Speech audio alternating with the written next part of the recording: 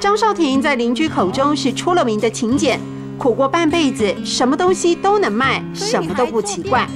我以前两夫妻很辛苦啦，是刚开始是卖猪肉，后来就是在卖煎包，水煎包，后来说会卖酱油。从猪肉卖到水煎包，再成为酱油经销商。经过不断的尝试，张少廷才终于找到事业的春天。如果是用放盐巴跟水去跟味素去煮的话，它味道是没有。那酱油一放下去的时候，那味道马上散发出来了。手拿钟爱的酱油，好滋味说都说不尽。在物资缺乏的年代，开门七件宝：柴米油盐酱醋茶，样样珍贵。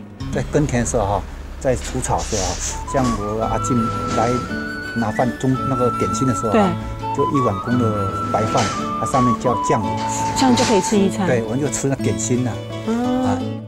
小时候尝过的酱油豆香，到现在还难以忘怀。咸味、甜味、甘味、传统味，通通脱离不了思念的家乡味。